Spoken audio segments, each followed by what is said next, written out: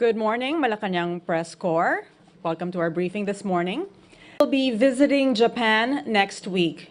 Japan is one of the Philippines' only two strategic partners. It is an important trade and investment partner. And to tell us more about this, we welcome Department of Foreign Affairs Assistant Secretary Neal Imperial of the Office of Asian and Pacific Affairs. Thank you very much, Ms. Daphne Paez, at magandang umaga sa inyong lahat. Upon the invitation of Japan's Prime Minister Kishida Fumio, President Ferdinand R. Marcos Jr. will visit Japan for an official working visit on February 8 to 12, 2023. This will be the first visit of the President to Japan since taking office. The Department of Foreign Affairs considers the President's visit to Japan as consequential. Japan is the first country with which the Philippines has forged a strategic partnership and is only one of two strategic partners of the Philippines, the other one being Vietnam. Japan is the only country with which the Philippines has a bilateral free trade agreement called the Philippines-Japan Economic Partnership Agreement, or PJEPA. In 2021, Japan was the Philippines' second largest trading partner, its third largest export market, and its second top source of imports. Japan has also been the country's biggest bilateral source of active official development assistance, or ODA, providing concessional loans to finance important infrastructure and capacity building projects, social safety net programs, education, agriculture, and science and technology support, and many other high-impact programs. The official working visit is expected to reaffirm the strong and vibrant relations between the two countries. It also seeks to maximize the full potential of the Philippines-Japan strategic partnership in all its aspects and facilitate closer defense, security, political, economic, and people-to-people ties.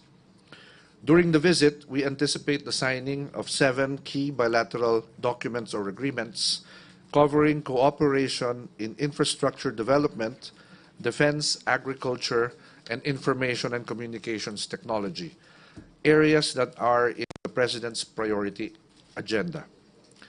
The President will be joined by the First Lady, former President Gloria Macapagal Arroyo, Senate President Miguel Zubiri, House Speaker Martin Romualdez, Secretary for Foreign Affairs Enrique Manalo, Finance Secretary Benjamin Diokno, Trade and Industry Secretary Alfredo Pascual, Energy Secretary Rafael Lutilia, Tourism Secretary Cristina Frasco, Special Assistant to the President Antonio Lagdameo Jr., and Secretary Cheloy Garafil, and other cabinet officials and undersecretaries who will be part of the official delegation. The President will depart Manila in the afternoon of February 8 and will arrive in Tokyo in the early evening. The official activities of the President will begin on February 9 with several important meetings.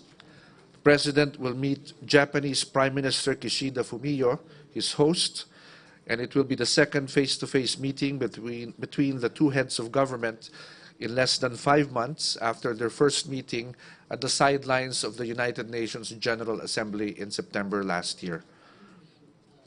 The bilateral meeting will be followed by a working dinner hosted by the Prime Minister. Both leaders will discuss a broad range of bilateral and regional issues to further strengthen the two countries' cooperation in the second decade of their strategic partnership. The President and the First Lady will also be given an Imperial audience with Their Majesties Emperor Naruhito and Empress Masako at an unspecified date and time. Commensurate to the strong economic ties between the two countries, a large business delegation will be joining the President's trip. Roundtable and business meetings, business calls on the President, and a business seminar will be held on February 9 and 10. The President will also witness the signing of several business deals. In his commitment to enhance the global competitiveness of Filipino seafarers, The President will also be meeting with CEOs of Japanese shipping companies and associations to advance partnerships with Philippine stakeholders in maritime education and welfare programs for our seafarers. And on the morning of his departure on February 12, the President will be meeting with more than 1,000 members of the Filipino community in Tokyo. The President will depart Japan for Manila after the PhilCom event and will arrive in Manila in the evening. Thank you very much, ASec Imperial. I believe we have some time for some questions, and we are actually joined by the DFA press corps via Zoom, and they had sent some questions. Are these the questions that you gave me? Okay. From Ms. Celerina D. Monte of NHK, will there be any security cooperation agreement that the two countries will be signing? And if so, what could it be? Well, thank you very much for that question. We are expecting the signing of an umbrella terms of reference on humanitarian assistance and disaster relief, or HADR cooperation. This will be signed by the Department of National Defense and the Ministry of Defense of Japan. Yes, Japan has been a very important partner in providing assistance in relation to disaster relief, and we certainly welcome this agreement once it's signed. And aside from this agreement, there are other important agreements that perhaps worth mentioning. The Secretary of Foreign Affairs will be signing an exchange of notes with regard to loan agreements on infrastructure, namely the North-South Commuter Railway from Malolos to Tutuban and the North-South Commuter Railway extension to Calamba, from Malolos, Bulacan to Clark International Airport and Tutuban to Calamba, Laguna.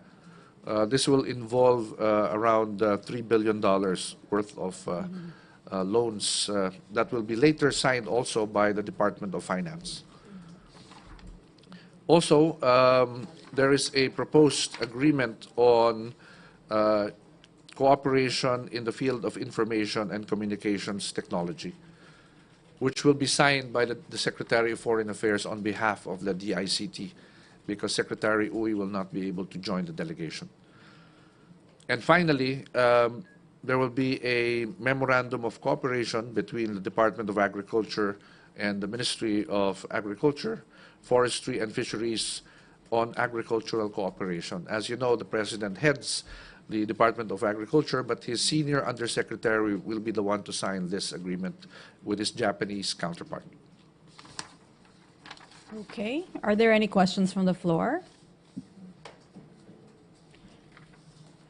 Okay. We have Joyce Balancho of ABS-CBN DCMM. Sir, baka na may additional details ka po on the agriculture cooperation, memorandum of cooperation. Meron po ba tayo na-expect na, for example, exportation of Filipino products to Japan? Mga ganong klase po. Well, under PJEPA, we are already exporting a lot of agricultural products to Japan. Hopefully, this visit will result in more exports to more of agricultural products to Japan, especially our bananas and Hass avocado, which we hope will gain better market access in the Japanese market. Thank you. Okay. There's another question here from the DFA Press, also from Ms. Monte of NHK. Is there any communication from the Japanese government regarding the Luffy case? And will it have an effect on the President's visit to Japan? Is there a likelihood that the deportation issue of the detained Japanese nationals in the Philippines be discussed during the President's bilateral meeting with FM Kishida? This matter is being handled by the Department of Justice. If there is a decision to deport the concerned Japanese nationals, the Philippines will follow the timeline of deportation proceedings in accordance with Philippine laws. And we feel that this is totally unrelated to the visit of the President. Now, this is a consular matter being handled by the Department of Justice and the Japanese Embassy here, and our embassy in Japan with the Ministry of Justice of Japan in Tokyo. So we don't think it will affect in any way the visit of the President, and we do not expect it to be raised during his meeting with his counterpart. Okay, thank you. Any further questions? I think we're good.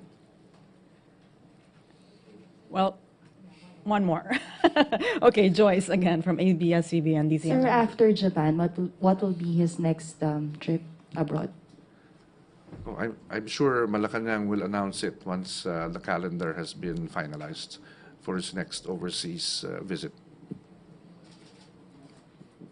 Hi, sir, madam. Ian Cruz of GMA News. Sir, I know this is a sensitive issue, but will the President raise the issue on comfort of women during his visit in Japan? Yes. We don't expect it to be raised, but the position of the Philippines on this issue is that compensation claims by former comfort women is considered to be already settled, no, as far as the government is concerned. All war-related claims are deemed to have been settled by our 1956 reparations agreement with Japan. No? However, the government will not prevent private claims should such actions be pursued by victims on their behalf or on their behalf. No? So we will not stop, of course, the victims, because this is an atrocious violence against women during the war. But as far as the government is concerned, we have already signed that reparations agreement with Japan in 1956. Thank you. Hi, sir. Good morning. Sir, Maricel Halili from TV5. Sir, just a quick follow-up about the business targets during the visit of the President. Do we have an estimate about the target or possible investment that we can gain from the visit? Well, judging from the size of the business delegation, we were told yesterday that there are already about 150 who have signed up to join the business delegation from the Philippines. And the number of meetings and business activities lined up for the President, we foresee a lot of business deals to be signed in various areas. And as for the estimated figure for investment pledges, we will leave that for the DTI to explain, no? Especially after the business meetings. I'm sure you'll receive information about this after the business events on the 9th and the 10th of February. But the economic portion of the visit is equally important, no, to this visit. And the President is devoting a lot of time, no, in ensuring that we are able to attract more interest from Japanese investors and that we are able to sell more products for export to the Japanese markets. Okay. If there are no further questions, this closes our briefing with Assistant Secretary of the Department of Foreign Affairs, Neal Imperial, of the Office of Asian and Pacific Affairs. Thank you very much. And we'll be back shortly with another briefing with the Department of Interior and Local Government. See you then. Thank you.